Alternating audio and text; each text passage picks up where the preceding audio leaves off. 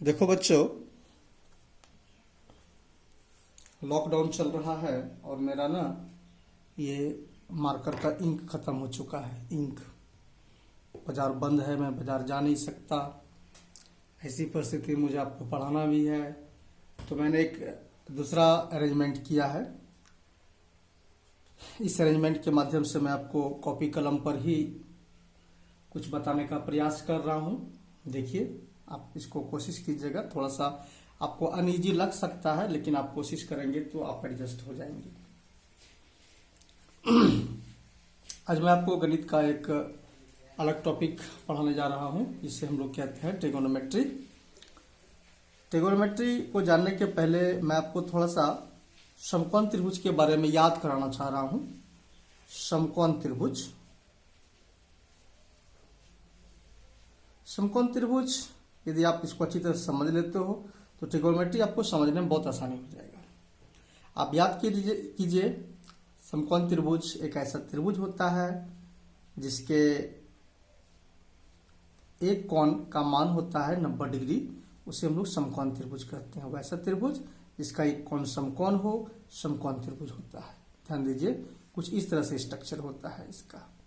ABC एक समकोण त्रिभुज है, इसमें कोण B है 90 डिग्री। यहां पर आपको समझना है समकोण त्रिभुज के भुजाओं के बारे में। समकोण त्रिभुज के भुजाओं के बारे में, समकोण त्रिभुज में जो 90 डिग्री होता है उसके सामने की भुजा हमेशा कर्ण कहलाती है। यह बात आप याद रखिएगा।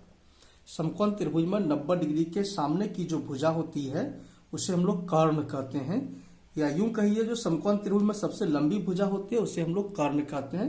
इंग्लिश में इसको कहते हैं हाइपोटेन्यूज।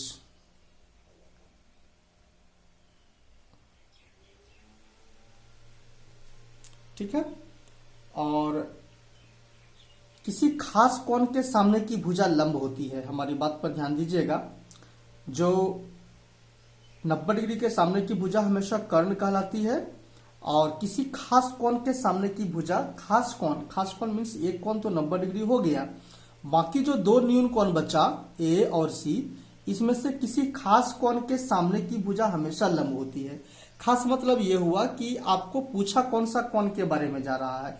यदि मैं कहूं कि कोण C के लिए, तो कोण C के सामने की जो भुजा होती है, ध्यान दीजिए, कोण C के सामने की भुजा होती है AB, ये हो जाएगा मेरा लंब, परपेंडिकुलर।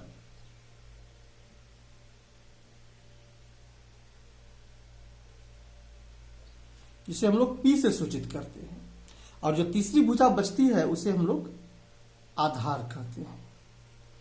ठीक है, ये आप याद रखिएगा, ये बहुत जरूरी चीज होता है। एक बार फिर से दोहरा देता हूं, किसी भी समकोण त्रिभुज में 90 डिग्री के सामने की भुजा हमेशा कर्ण होती है, और किसी खास न्यून कोण के सामने की भुजा हमेशा लंब होती है, और जो तीसरी भुजा बचता है उसे हम आधार कहते हैं। यहां पर लंब और आधार में वेरिएशन हो सकता है। यदि हम A कोण लेंगे तो A कोण के लिए लंब हो जाएगा BC, तो फिर आधार हो जाएगा AB। लेकिन चूंकि हम यहाँ पर इंडिकेट किए हुए हैं कोण C, तो कोण C के लिए लंब हो गया मेरा AB और आधार हो जाएगा मेरा BC। इसको जानने के बाद हम यहाँ पर समकोण त्रिभुज में भुजाओं को मापने का कुछ अनुपात का चर्चा करना चाह रहे हैं। ठीक है, भुजाओं को मापने का अनुपात, जिसे हम लोग विभिन्न नामों से जानते हैं, जिसे आप देखिए साइन, SIN, साइन, किसी खास कोण का साइन C आप ले लीजिए, या ऐसे कहिए C का मान यदि हम थीटा रख देते हैं तो कहिएगा सीधे साइन थीटा। साइन थीटा का जो अनुपात होता है वो होता है लंब बटा कर्ण। इसको आप सिंबल में बोल सकते हैं P बटा H। फिर होता है कॉस थीटा, इसका होता है आधार बटा कर्ण, आधार बटा कर्ण, सिंबल में कहिए B बटा H। एक तीसरा होता है अनुपात टेन थीटा, इसका होता है लंब बटा आधार, P बटा H।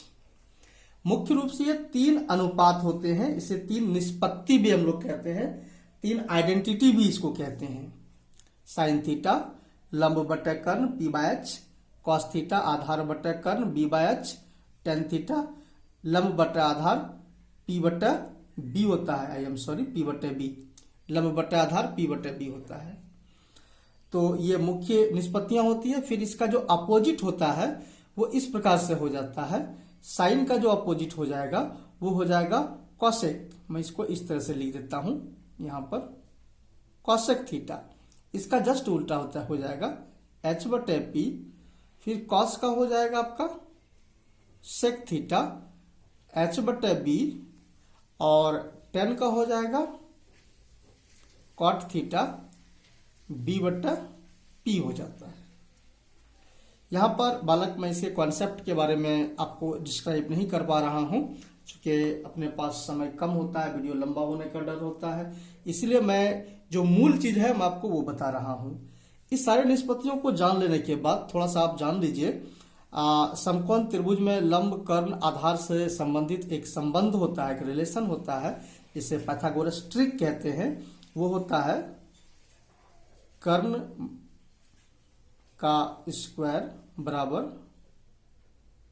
लंब का स्क्वायर प्लस आधार का स्क्वायर। सिंबल में H square equal to P का स्क्वायर प्लस B का स्क्वायर। इस रिलेशन के आधार पर हम सवाल में इसका उपयोग करेंगे। जहां पर 3 भुजा में से कोई एक भुजा नहीं दिया हुआ है तो हम उसको ज्ञात कर सकते हैं इस विधि से। तो बाकी इसका हम उपयोग करेंगे। आप ये समझ जाओ, समकोण त्रिभुज में ये समझना बहुत ही जरूरी है। समकोण त्रिभुज में सबसे लंब के सामने की भुजा जो होती है वो कर्ण होती है। किसी खास कोण के सामने की भुजा किसी खास कोण के सामने की भुजा लंब होती है, और तीसरी भुजा जो होती है वो आधार होती है। और ये आप आइडेंटिटी आप उसको बार बार यूज करेंगे तो याद हो जाएगा। इसके आधार पर मैं कुछ सवाल आपको बनाने के लिए बता रहा हूं।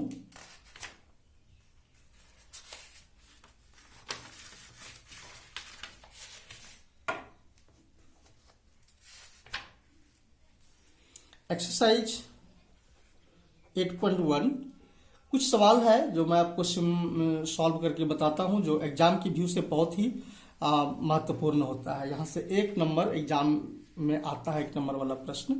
जैसे देखिए एक्सरसाइज 8.1 का क्वेश्चन नंबर 3 ही देख लिया जाए। क्वेश्चन नंबर 3 में है साइन A इक्वल टू 3/4, तो कॉस A और tan A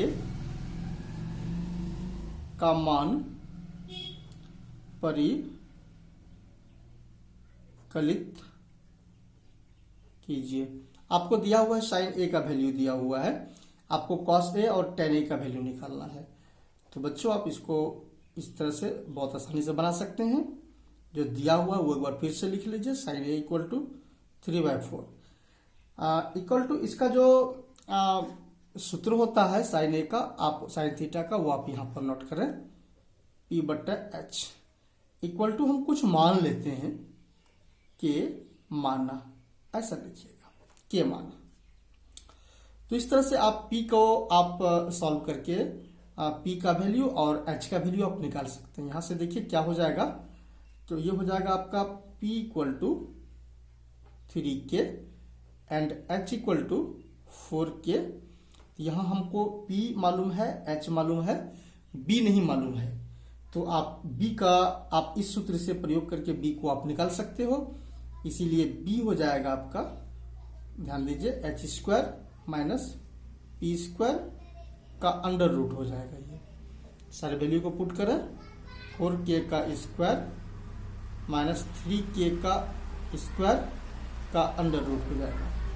तो ये हो जाएगा आपका 16K square minus 9K square का अंडर रूट हो जाएगा आपका।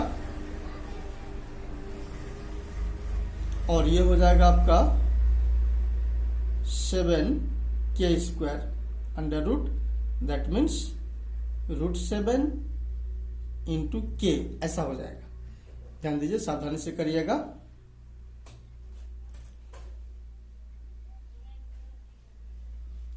तो चूंकि हमें P, H, B सबका वैल्यू मिल चुका है, तो आप यहां से निकालिए cos A इक्वल टू, जो फॉर्मूला होता है वो आप लीजिए, यहां पर B/H होता है, B/H। तो B का वैल्यू आप निकाले हुए हो √7k, और H आपको यहां पर है 4k, K से K को कटा दीजिए, ये हो जाएगा आपका √7/4, ये आंसर ये हो जाएगा आपका। फिर हो जाएगा आपका ये tan A का फॉर्मूला होता है P/B, तो P हो जाएगा आपका 3k, B आप निकाल चुके हो √7k, K को K से कटा दीजिए, 3/√7, ये आपका हो जाएगा। बहुत सिंपल है, इस तरह से आप बनाने का प्रयास करिएगा, बन जाएगा आपका। Thank you.